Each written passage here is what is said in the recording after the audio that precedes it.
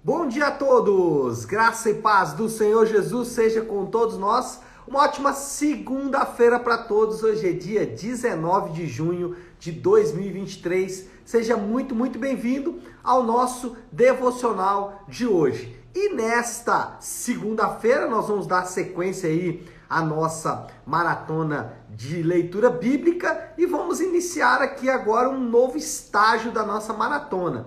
Na semana passada terminamos ali Malaquias e o chamado período pós-exílico, ou seja, o período que compreende a volta do povo de Deus do cativeiro babilônico. E agora nós vamos entrar na parte dos profetas, que seria a parte anterior ao exílio. Então nós vamos falar de todos os profetas menores, porque os profetas maiores já fizemos um tempo atrás. Agora a gente vai nos profetas menores. E o primeiro desses profetas é Oséias. Então essa semana toda vamos tratar de Oséias. E eu quero já ler aqui o texto que vai dar base para a nossa conversa nessa manhã. O texto é Oséias capítulo 3, versículo 1, que diz assim, Oséias 3:1. O Senhor me disse, vá, trate novamente com o amor. O Senhor me disse, vá, trate novamente com amor sua mulher, apesar de ela ser amada por outro e ser adúltera. Ame-a como o Senhor ama os israelitas, apesar de eles se voltarem para outros deuses e de amarem os bolos sagrados de uvas passas. Bom, vou explicar isso aqui porque é um texto assim bem curioso, bem diferente. Então a gente vai entender isso melhor daqui a pouco. Mas, por hora, vou fazer um contexto geral aqui do livro. O período pré-exílico, ele é marcado por advertências severas contra a idolatria. O povo estava sempre caindo em idolatria.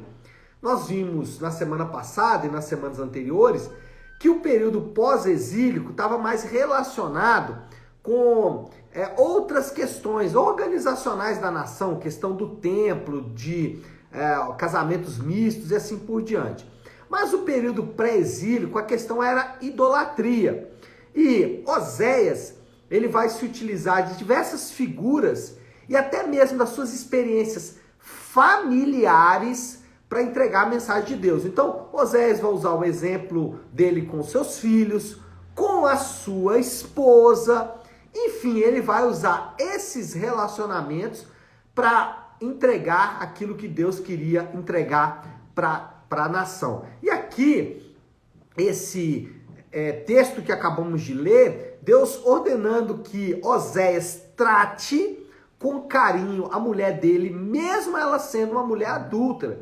E se a gente vai ler daqui a pouco o texto, aliás, vamos até ler de uma vez o versículo 2 do capítulo 1. A gente vai entender por que Deus mandou Oséias tratar esta mulher que era adúltera com carinho. Versículo 2 do capítulo 1 diz assim, quando o Senhor começou a falar por meio de Oséias, disse-lhe, vá e tome uma mulher adúltera e filhos da infidelidade, porque a nação é culpada do mais vergonhoso adultério por afastar-se do Senhor. Olha só, a ordem que Deus deu para Oséias, case com uma mulher adúltera, na verdade com uma prostituta. Oséias casou-se com uma prostituta e teve filhos com ela. Isso usado por Deus para mostrar que a nação de Israel era uma nação adúltera. Ele ordena que o profeta case-se com uma prostituta para dizer que a nação também era uma prostituta. Agora, primeira coisa que a gente tem que ver aqui, e é importante falar disso de todos os profetas, é que o método não é tão importante quanto a mensagem do profeta. Eu vejo alguns irmãos, às vezes inadvertidamente, tomando o método dos profetas como se isso fosse válido para qualquer época. Então, às vezes, algum irmão fala assim, Deus mandou fazer isso. Nossa, irmão, mas isso é estranho, é até contrário às escrituras. Não, mas Deus fez o mesmo com Oséias. Deus fez o mesmo com Isaías, por exemplo. Eu vou dar alguns exemplos aqui. Ezequiel. Exemplos de profetas que fizeram coisas, do ponto de vista de alguém vivendo no século XXI é uma loucura. Então, a gente não vai se apegar tanto ao método. Então, não dá para criar ou não devemos estabelecer uma teologia da profecia por causa de fatos como esse. Deus, ele é coerente. Deus não vai ordenar aos seus servos para fazer algo que é contrário à palavra dele. Ele não vai fazer isso.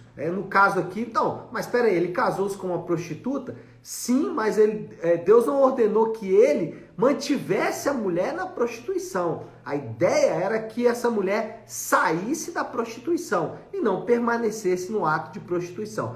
E outra, esse é um ato isolado, uma questão isolada que nós não podemos criar uma teologia a partir disso e começar a achar que Deus pode ficar dando ordens até contrárias às escrituras, porque ele já fez isso em algum tempo do passado. Isso não é certo. O ideal aqui é se apegar na mensagem. E qual mensagem que é essa? Bom, primeira mensagem é que o casamento representa a aliança de Deus com o seu povo. Nós lemos aí o versículo 1 do capítulo 3, quando Deus faz um link entre o ato de Oséias tratar bem a sua mulher, mesmo ela sendo uma mulher que veio da prostituição. Então, Deus dizendo, trate bem a sua mulher, assim como eu trato a minha esposa. Ou seja, o que Deus faz é uma conexão, uma continuidade entre o casamento humano e o casamento de Deus com o seu povo. Uma representação do casamento de Deus com o seu povo é o casamento de homem e mulher. Paulo vai fazer a mesma conexão lá em Efésios. Paulo inclui o casamento como símbolo definitivo da aliança de Deus entre a igreja, da aliança de Deus com a igreja. Lá em Efésios capítulo 5, versículo 31, aliás, do versículo 25 em diante, Paulo vai fazer esse link entre o que o casamento representa e a união de Cristo com a sua igreja, mostrando exatamente aqui que existe uma aliança próxima da aliança com o casamento, ou próxima da aliança do casamento entre Deus e o seu povo. Próximo não, né? Até muito mais efetiva e definitiva. A ideia tanto de Oséias como de Paulo é mostrar que o casamento, ele tem um propósito, que o casamento nosso, humano, tem um propósito, um intuito, um objetivo, que é demonstrar e mostrar a aliança de Deus com o seu povo. Por isso que os mandamentos relacionados ao casamento são tão importantes. Por isso que a gente vai ver na Bíblia, por exemplo, Deus, ele rejeitando o divórcio. Deus, ele não aprova o divórcio por motivos banais. Deus não aprova o divórcio, ele só dá duas oportunidades, eu não sei se seriam oportunidades, só em duas situações o casamento pode ser desfeito. Só em duas situações o divórcio é permitido. E essas duas situações estão ligadas também aos mandamentos do casamento, que é o sexo fora da aliança do casamento e a violência, o abandono. Então, na Bíblia, o divórcio é vedado, mas também o casamento, o sexo fora da aliança do casamento também é vedado. Não é permitido sexo fora da aliança do casamento. Nem antes do casamento, no caso dos solteiros, nem depois de casado, no caso do adultério. E nesse caso, Deus permite o divórcio porque houve uma corrupção do intuito, do objetivo do casamento, que é representar Cristo e a sua igreja. Oséias trabalha isso de maneira muito forte. Outra coisa, o casamento pode ser desfeito também, a única opção ou situação em que o casamento pode ser desfeito, as únicas, né, é o adultério, como eu disse, e a violência ou o abandono. Paulo vai tratar disso lá em 1 Coríntios capítulo 7. Aqui, Deus está falando com Oséias, trate bem a sua esposa, mesmo ela sendo uma prostituta, né? Ou tendo saído da prostituição. Mas qual é o ponto? O ponto é que Deus, por causa da representação do casamento, Deus, ele rejeita o divórcio, abrindo exceção em 2 casos que também corrompem a mensagem do casamento, que é o adultério e a violência ou o abandono. Então, por isso que a questão do casamento é tratado com bastante rigor na palavra de Deus. Deus, ele não aprova os divórcios como nós temos visto nos dias atuais, por qualquer motivo. Por quê? Porque o casamento representa a união Cristo e a igreja. E em segundo lugar, Deus promete cuidar do seu povo, assim como no casamento nós prometemos cuidar uns dos outros. Olha aqui o texto do versículo 23 do capítulo 2. Oséias, capítulo 2, versículo 23. Eu a plantarei para mim mesmo na terra. Tratarei com amor aquela que chamei não amada, ou seja, a esposa, né? Direi àquele chamado não meu povo, um dos filhos que ele teve com essa mulher, você é meu povo. E ele dirá, tu és o meu Deus. Então, Oséias, ele entrega uma mensagem, independente do método, né? Não devemos nos apegar tanto ao método, mas ele entrega uma mensagem. Que mensagem é essa? O casamento humano, o casamento entre homem e mulher, representa o casamento de Deus com o seu povo. Por representar o casamento de Deus com o seu povo, o casamento humano tem princípios muito bem estabelecidos que não devem ser quebrados. Quais princípios são esses? O divórcio não é aprovado somente em caso de sexo fora da aliança do casamento ou violência e abandono. Por quê? Porque Deus promete cuidar do seu povo e esse é o nosso terceiro ponto. Deus promete nesse texto que vai restaurar o seu casamento com a nação de Israel. O casamento aqui de Deus com o seu povo está passando por um momento de crise, mas Deus diz, eu vou restaurar esse casamento. O que é a mensagem de Deus para mim e para você?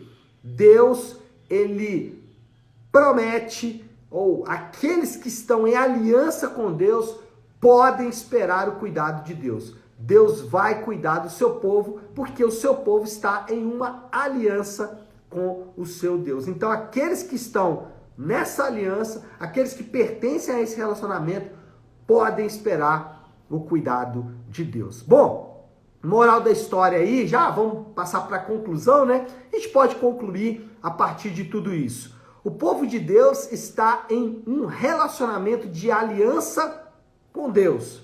Então, primeira coisa aqui, o povo de Deus está em uma aliança com Deus. Não é um acordo, nada disso.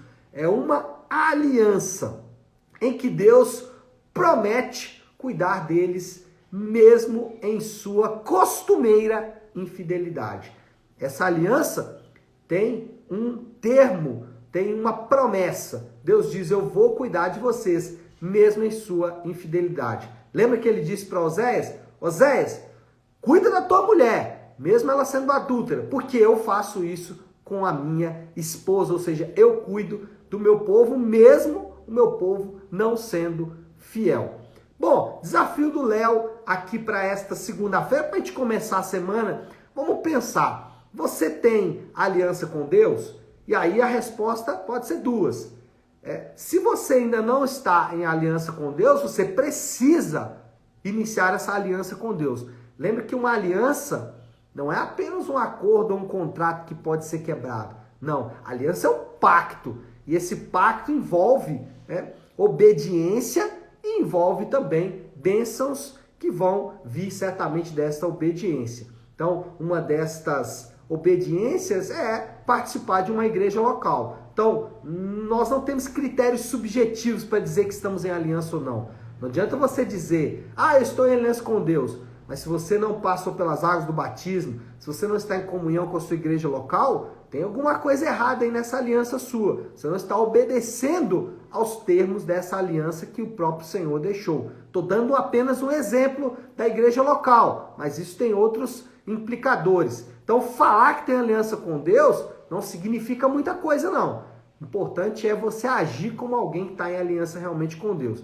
Então, se você tem aliança com Deus, se você não tem aliança com Deus ou precisa restaurar, o recado de Deus para você nessa manhã, faça isso e faça isso bem rápido.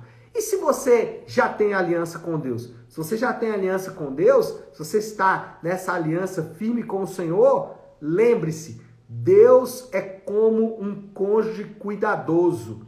Deus é como aquele marido ou aquela esposa que cuida de você em cada um dos seus detalhes. Ele estabelece um cuidado efetivo, objetivo e que permanece mesmo diante da nossa costumeira infidelidade. Tá certo, meu povo? Acho que podemos orar, né? Vamos fazer isso? Eu, como sempre gosto de fazer às segundas-feiras, eu gosto de iniciar a semana de devocionais com a oração que o Senhor nos ensinou, a oração do Pai Nosso. Então, se você puder, pare aí um instante o que está fazendo e vamos juntos buscar a Deus em oração, orando a oração que Ele nos ensinou, a oração do Pai Nosso. Pai nosso que estás nos céus, santificado seja o teu nome. Venha o teu reino, seja feita a tua vontade, assim na terra como no céu. Dá-nos hoje o nosso pão de cada dia. Perdoa as nossas dívidas, assim como perdoamos aos nossos devedores. E não nos deixes cair em tentação, mas livra-nos do mal, porque teu é o reino, o poder e a glória para sempre. Amém, amém e amém. Amém, meu povo? Bom, então é isso. Nós vamos ficando por aqui. Que Deus te abençoe. Uma excelente segunda-feira e uma semana abençoada para todos. Fiquem com Deus.